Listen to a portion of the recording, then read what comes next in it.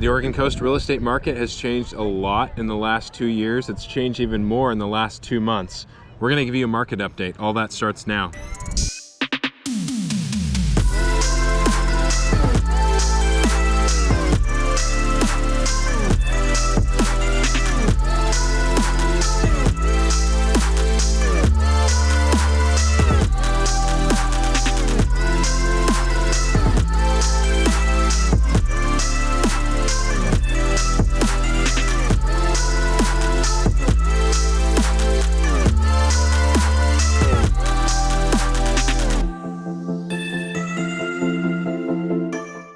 Hey everyone, it's Seth, Marchant, and Paul Clem with the Home Team Brokers here, coming to you today from Florence, Oregon. If you're new to this channel, living on the Oregon coast, we show you what it's like to eat, sleep, play, work, all the pros and cons of living on the Oregon coast. And today we're going to tell you a little bit more about what the housing market currently looks like and where we kind of see things trending. So make sure and hit the subscribe button, tap the bell, that way you'll get notified each time we drop a new video. We get people reaching out to us all the time that want to move along the Oregon coast, and if you're one of those people, you can give us a call, send us a text, shoot us an email, or if you want to click the link below to schedule a Zoom, that's a great place for people to start, especially if you're coming from out of town. All right, so let's talk about the housing market on the Oregon coast right now, what it was like a couple years ago, what it's like in the last few months. A lot's changed. There's a lot of talk in the news, a lot of headlines people are probably reading. Even if you're not even thinking about moving anytime in the near future, people are still talking about the housing market. You know, it's on everyone's mind. So where are we at right now here, kind of midsummer 2022, as opposed to a few months ago and even a few years ago?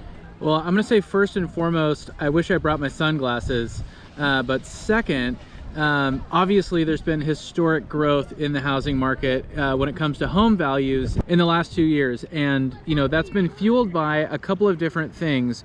Low inventory, first and foremost, has been the biggest driver in this market that has led to the increase, historical growth in home values, but also a ton of pent-up demand. You know, through COVID, people were staying home a lot. People realized that, you know, they could work from anywhere, or people spent a lot of time in their home and realized that they wanted a bigger home or a different style of home, a different neighborhood. They wanted to get out of the certain city. They wanted to move to a different city, or, you know, whatever it may be. So there was a ton of movement and a ton of demand. And of course, a lot of people weren't selling. And you know, there's a lot of speculation as to why, you know, people weren't selling necessarily, but either way, that supply and demand effect has led to historic home value growth. You know, we're talking up 25-30% in the last couple of years. So you know, it's been a very, very heavy seller's market, and we're starting to see things balance out a little bit, in particular because of interest rates. Yeah, a lot of buyers out there.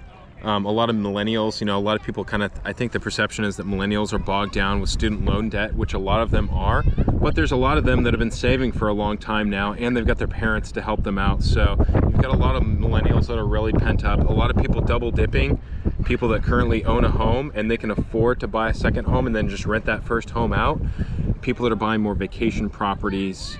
There's a lot of reasons for there being more buyers in the market, and then of course having that shortage of inventory has really kind of just driven this explosion over the past few years. You know, a lot of people, I think, when COVID started, that the real estate market was going to tank.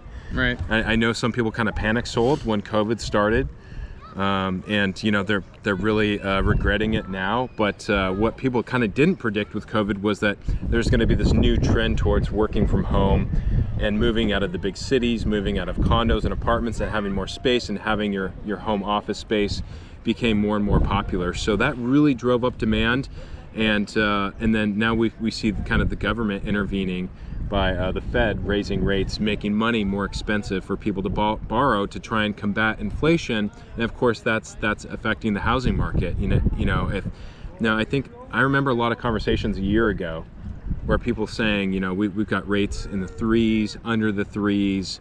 If rates ever went back up, and you know, when people said go back up, they were talking like 4%, 5%. I don't think anybody thought in 2022 we'd be seeing 6%. But when they were speculating, like, hey, if rates ever do go back up, it's going to tank the housing market. Well, we're at 6% now, and it has not tanked the housing market. So there's a lot of things that people didn't account for. It has, of course, slowed things down, though. Yeah. Things are definitely slowed down a lot more. So the big difference is you know, a year or two ago, you were seeing just crazy bidding wars, houses getting 10, 20 different offers, way above asking, people doing things called appraisal gap, where you say, hey, if my loan doesn't cover the value of this home, I'll take some extra cash and I'll make up that difference, you know, just so I can win the offer. People waiving inspections, you know, people doing crazy stuff to win offers. And it's still definitely a seller's market, even though rates have gone up to 6%, and they might continue to go up. But it's definitely not the same seller's market that it was a year or 2 years ago, for sure. So rates have definitely impacted things the most recently. Yeah, so for anybody who's financing, you know, your payment is substantially higher, hundreds of dollars higher, maybe $1,000 higher a month. I've seen a statistic that you know, home costs on a monthly basis, your monthly payment for some people has doubled, you know, what it would have been a couple of years ago with low interest rates, and before, you know, this historic growth that we had seen. So, you know, eventually there's going to be some threshold, you know, some ceiling where, you know, more and more people are getting priced out of the market. Yeah. And we're definitely starting to see that, and that's not having an impact so much yet on inventory increasing, but that could definitely be a secondary effect, because affordability has gone down for a lot of people. So it's taken some people out of the market. That means that it's a little bit less competitive. And even though inventory is low, you're not going to be competing with 5 people, 10 people, 20 people with bids for a house. And you can maybe come in at asking price, or maybe, you know, you can give up less concessions or ask the seller to cover certain things that, you know, were just unheard of in the last couple of years, where the buyer's starting, you know, some of that power is starting to shift toward the buyer a little bit, even though we're still in a very strong seller's market. So what that means is that, you know, a lot of homes, you know, especially the ones that are, you know, in good condition, in a good area, desirable, and in high demand, it's still going to be competitive, and you're still going to see a lot of properties sell for over list price, you know, for over asking. But you know, because demand has not necessarily gone down, but affordability's gone down a little bit, since you're seeing less offers, you're seeing some homes that might need a little bit of work, might be on a busy road, whatever it is, start to sit a little bit longer. So average days on market starts to increase. Inventory starts to creep up just a little bit. And what that means for you as a buyer is that, you know, you start to have a little bit more of a selection to choose from. Yeah, I think inventory is up about 30% this year as compared to last year. So inventory is up for this summer rather compared to last year. But last year compared to a couple years ago, before the market got red hot, it's still really, really low. So inventory is still pretty low, although it is higher than it was a year ago. Yeah, it got to, I believe, the lowest on record, the lowest inventory on record, and that's usually measured by you know, how many months it would take to sell all of the listed homes in a particular market.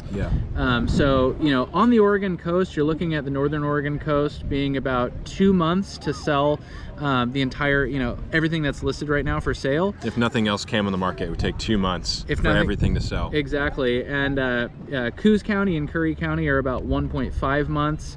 You saw like markets like Portland drop down to 0.8, 0.7, 0.6 months. So, you know, this is some of the lowest inventory on record ever recorded.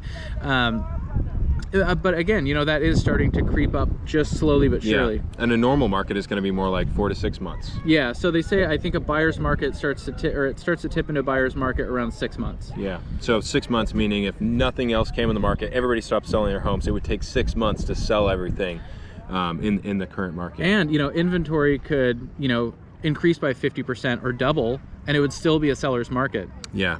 So I don't think it's going to become a buyer's market anytime in the near future. I think it's still going to be a seller's market for the rest of the year, and very well could be a seller's market into next year. It's going to take rates going up more. It's going to take more people falling out of the market. You know, one thing that I think a lot of people miss, and might be you watching, that you might know this, that not everybody's financing. A lot of people are paying cash. Absolutely. A lot of people are coming from California paying cash. You're probably one of those people watching right now, right? So rates don't affect you if you're paying cash, you know? So that's one reason why the rates going up hasn't tanked the market like some people might have thought it would a year or so ago. You know, so what does that mean for buyers? Well, still being a seller's market, you still might have to compete with offers, but it's not the thing where Yeah, I know some agents that have had people put in 20 different offers and never get accepted. You know, obviously there's a problem with the strategy there if you're putting in that many offers, but point being, I guess, that a lot of people are putting in a lot of offers and not winning those offers. Whereas now you're only competing with maybe 2 or 3 offers, and you might have the ability, particularly if it's a home that's been on the market for more than 3 or 4 or 5 days, because that's really kind of the expectation, like Paul was saying, like the highly desirable homes. Typically they go on the market Thursday or Friday, they show Friday, Saturday, Sunday. The buyer, all the buyers have their offers in by Monday, and the seller gets to choose among many different offers on Monday, and they go under contract by Monday or Tuesday. And so I think any sellers out there right now, they're sort of expecting that, because that's kind of what's happened largely for the last 2 years. If that doesn't happen, they're starting to panic a little bit. You know, if they sit on the market for a week or 2 weeks, you know, that's well below average. But now that contrast to before, it feels like a long time. If your home's been sitting on the market for more than a week, it's like, uh-oh, what's going on here? Why didn't I get 10 offers my first weekend my home was on the market? So I think for buyers, you do have some ability, some wiggle room to potentially get some things that you couldn't get before. Maybe a credit at closing, helping with closing costs, a home warranty. You might be able to ask for a little bit more when it comes to inspections and negotiating repairs and things like that.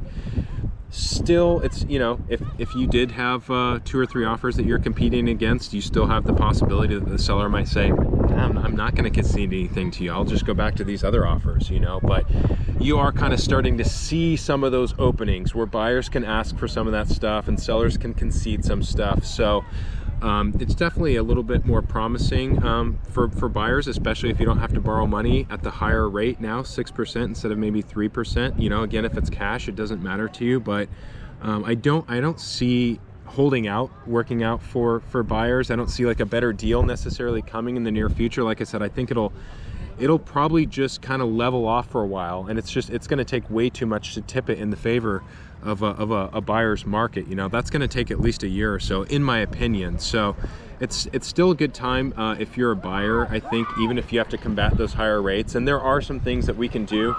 We can help to potentially look at the seller getting some credits for you to maybe buy down that rate. You know, there are some ways that we can get creative if you are worried about rates, but it's still you know, before the big problem for buyers was like, I got to compete against a dozen offers.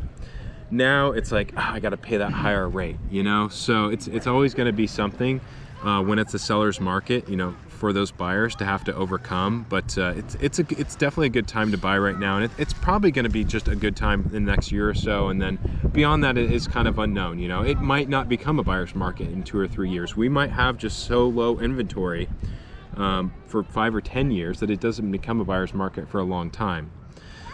Yeah, you know, interest rates are kind of pulling back the reins, you know, and that's really been the driver on, you know, this market starting to level out a little bit. But, you know, the fact that inventory is still at a historic low, and like we talked about, you know, inventory could double and it would still be a seller's market, you know. But there's been a little bit of a shock to the system with those interest rates. So a lot of sellers right now are pricing, you know, based on kind of the future projection of what their, you know, home is going to be worth, you know, 30, 45, 60 days out from when they're listing it. Right. And so, you know, that's part of why you're going to start seeing an increase in price drops, and you're going to see a little bit of inventory start to increase. But it's not like we're going to see the housing stock explode, you know, like we did in 2008. You know, there's not going to be this crash, you know, where all of a sudden the market just completely flips on its head and home values take a nosedive.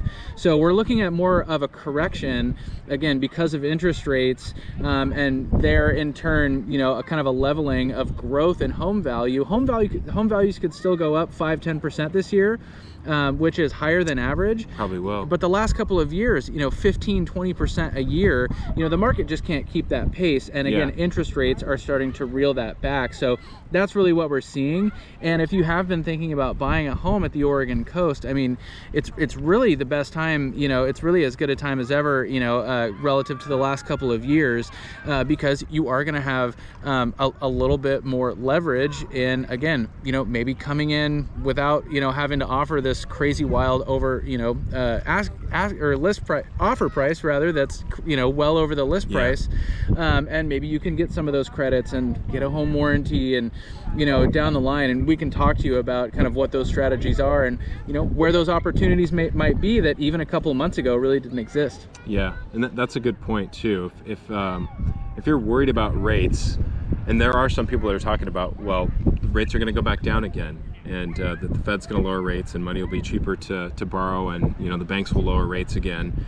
But if that does happen, you want to be in a position to already be a homeowner and refinance rather than being a buyer, because if rates do go back down to 3%, you're just going to get more people that come back into the pool, and you're going to have more competition. Then you're going to be facing all those offers, multiple offers, when you put an offer in a house, and then you have to go back to ask, you know, offering above asking. So, you know, the vicious cycle continues, I guess, right? Therein lies the problem. So now is a great time for buyers, actually, and it's a good point too about sellers right now, you know, sort of maybe panicking or not adjusting yet, like you said, like sellers that maybe are putting their home on the market now or did a couple weeks ago. They'd been planning that a month, or, you know, people don't just throw their home in the market overnight, right? It's usually something that gets planned out months in advance. So when they planned that out a couple months ago, you know, when rates were back like 5, even 4%, you know, they weren't sort of planning for the market to slow down so much. So some of these sellers haven't quite adjusted yet, which is why you're kind of seeing more price drops. We're still fewer price drops than normal, but price drops have been going up. And for all you people that watch Zillow and Redfin and all that stuff out there, you probably noticed that too. You probably noticed the price drops here and there, where in the past year it was super rare that you saw price drops, even if the home was above asking, or above value rather, which a lot of people were listing their home above what it was valued at to take advantage of this red hot market. And what would happen is they would still get so many offers that they would maybe sell for lower than list price, but maybe still above value, and they would never have to do a price drop because they would still get so many offers. So you just didn't see as many price drops a year ago. Yeah, so you know, the market's definitely changing. You know, what to expect 6 months, 12 months, 24 months out, you know, it's tough to say, but, you know, rates are definitely going to be a big indicator of that, for sure. And, you know, keep an eye on the inventory, keep an eye on prices. That's what we're here for, to relay the information and answer any questions you have. So if you are thinking about buying a home at the Oregon coast, give us a call, send us a text, shoot us an email, or click the link below in the description of the video and schedule a Zoom call with us. Either way, we would love to work with you in your moving to the Oregon coast. And if this video is helpful, make sure to hit the like button. That helps us out a lot. Subscribe to the channel and click the little bell to get notified every time we drop a new video. We really appreciate you watching. Until next time, take care, everyone. We'll talk to you later. Thanks.